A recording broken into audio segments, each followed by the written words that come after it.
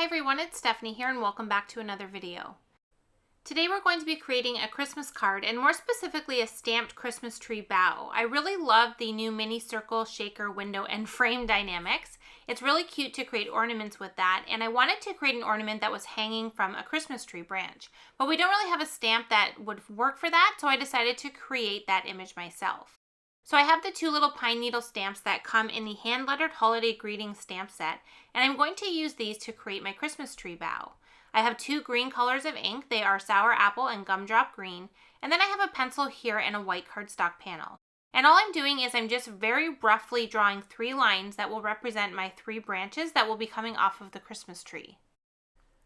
Once I have those branches drawn in, I'm going to use those as the guide for where I'm going to stamp the little pine needle stamp that I have there on my blocks already. And I did have both of them, but I ended up only using one of these to create the entire Christmas tree bow. So you'll see how I stamp that once we get going here. So my lines are very faint. You're not going to see them when we're finished since they'll be completely covered in stamping. And I'm going to start out first with my lighter color ink, which is the Sour Apple. And what I'm going to do is I'm going to just put the ink onto the stamp, and I'm going to start at the end of one of those lines, which is going to be the center one is where we're going to start. And I'm just going to kind of stamp this repeatedly along that line, letting it overlap. Now I don't want the stem detail on this stamp, so I'm going to make sure when I add the ink that I don't put the whole entire stamp into my ink pad. I'm letting that little stem area kind of hang off the side. So I have the ink on my stamp here, and I'm just going to go ahead and stamp it onto that line. I'm going to zoom in a little bit here so you can kind of see as I follow the line with my stamping, and I'm just going to repeatedly stamp this right in a row. Now as we do the stamping, the stamp will overlap every time we stamp there, and you'll see we kind of have a little darker area where the overlapping happens, but that's not going to matter at all. Everything is going to look great once we're finished, so don't even worry about that. Just try and stay lined up on that line as best as you can to get a continuous branch with your stamping. And you'll see here as I continue to stamp this that we end up with a very skinny branch, and we will make it a little bit wider once we have the base stamped down. Now I did switch to the darker color ink as I made my way towards the end there, so you see it gets a little bit darker when you get to the left side of that panel, and that's just to give it a little bit of added definition, and we will add some darker ink into the lighter areas once we have all of the main stamping done. So once again, I started at the end of that top branch there, and I started with my lighter color ink and stamped all the way over towards the left, changing out to my darker ink once I got over to the side. And then I did the same with the bottom one. And now we have three branches that we can build on to create the look of a Christmas tree branch by making them look a lot fuller. So to do this part, what I'm doing is I'm taking the stamp once again and adding ink onto it, but I'm actually adding a little bit less ink than I was originally. So I'm kind of going down 3/4 of the way down the stamp. And then I'm just very carefully kind of stamping that off of the edge on an angle. And I'm going to do that for all of the three branches, and I'm going to do it at both the top and the bottom. And I'm just kind of trying to be careful and mindful as I'm stamping them how I want the branch to be shaped. So once I got to the end there, I did kind of let it taper off a bit. And then I just kind of went as far out as I thought would look right to do the stamping. So it's just kind of trial and error, just play around with it until you get the branches the size that you want them. For the top and bottom one, I did do less stamping since there is a smaller area there to work with. And then I did make sure to change out my ink color as well. So I used the darker color in the left side of the panel, and I used the lighter color as I made my way out towards the end of the branch. I did fill in the stamping a bit on the left-hand side. I had some white space there where all the branches kind of started, and I wanted it to look really full since we are trying to create the look of this being part of a Christmas tree. I also stamped an extra little piece there at the bottom just to kind of make it look a little bit fuller. And now I'm going to go in with that darker color and add a little bit of stamping kind of mixed in with the lighter stamping. So this time when I add the ink to the stamp, I'm adding even less than I did the first two times, and I'm just kind of stamping it on an angle, so I'm just getting the very tips of that stamp. And I'm just kind of going along the middle part where it would be darkest, and then I'm also adding a little bit of that stamping kind of mixed in the outer edges of the branches. And then once I have that done, we have a stamped Christmas tree bow that's going to work perfectly for our hanging ornament that we're going to create. Okay, so for the ornament, we're going to be using the mini circle, shaker, window, and frame die, and we're going to create a shaker ornament. So this die comes in two parts. You have the circle that creates the window, which is what I've just die cut from my panel, and then it also die cuts a little frame that you can add around it. Now the frame is optional. You don't have to add it if you don't want to, but I really think it adds to the overall look of the ornament that we're creating. Now for the ornament, I want my ornament to be red, so I'm going to color this outline piece here with some red Copic markers. Now to save time, you can definitely cut this from some cardstock if you prefer not to color it. I just did some coloring just so I could add a little bit of shading to it and add some darker areas just to kind of make it look a little bit more dimensional. So I used 3 different red colors. I have R29, R46, and R59, and I just quickly added those colors to that circle.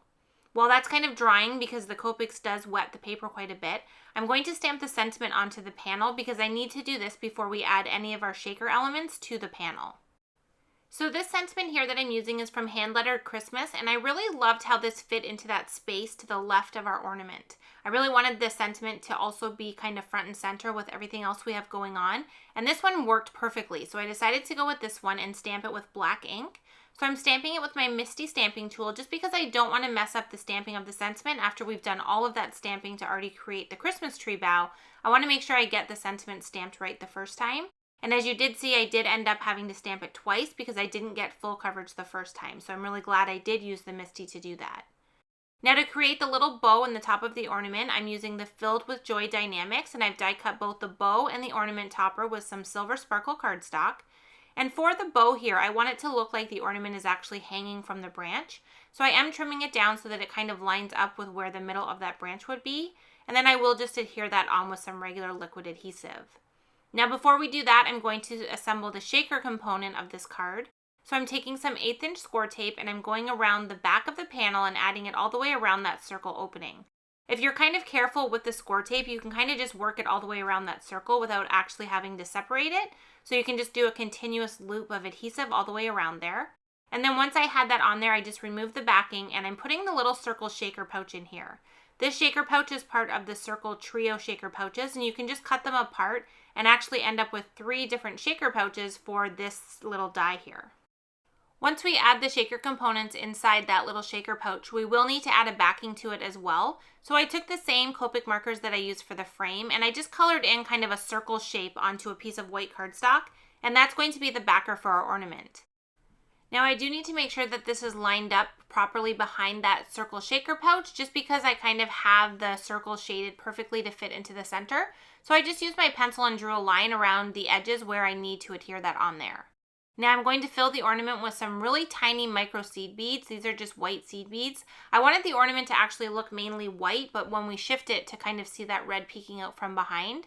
So I put a generous amount in here, and then I'm going to add that score tape around the circle once again. I also added some score tape to our square piece, and I'm just going to press down really firmly on there to make sure everything's adhered. And then when we flip it over, we have a shaker ornament there with all of those seed beads trapped inside. And then when you kind of tilt it, you can see all of that red kind of shining through all of those beads. So then to finish off the ornament, I'm just going to take that bow that we previously die cut and I'm going to adhere it directly onto the top of the ornament. I'm just lining it up and making sure that I have it on there straight, and then I'm just going to press that down onto the card panel. And then I'm going to take the ornament topper and I'm going to adhere that on as well. I wasn't worried about the little bow piece kind of hanging over top of the frame since I know that the ornament topper is going to overlap that and we won't be able to see it once we have it finished. And then once we have that pressed on there nice and firmly and everything is in place, the last thing that we need to do is add our finished panel to a card base. So I decided to go with an electric red card base since it's a nice dark deep red and it really matched the ornament that we created really nicely. So I cut that to an A2 size card, which is 4 1/4 by 5 1/2 inches. And this panel that we've created is 4 inches by 5 1/4. So when we add it onto our card base, we're going to be able to see a little bit of that red kind of peeking through all the way around the panel.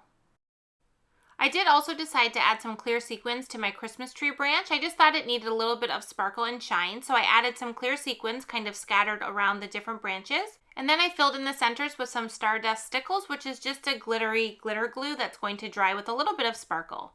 And then once I have that done, our card is complete, and we have created this Christmas tree bow from one single small stamp that you wouldn't think would be able to do this, but once you actually stamp it all out, it actually looks like it was one original stamp and we stamped it all at once. I love the traditional look of this card design. I love the colors with the green and the reds and then the little bit of black on the sentiment. I love the sparkle that we added with the clear sequins on the Christmas tree branch. And I love that this is very customizable. You could change up the colors, you could change up the ornament design. There's a lot of great ways that you could do this just by simply stamping out that Christmas tree bow first.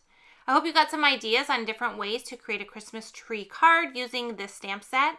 I thank you so much for being here for today's video, and I hope to see you in another one soon. Thanks so much for watching.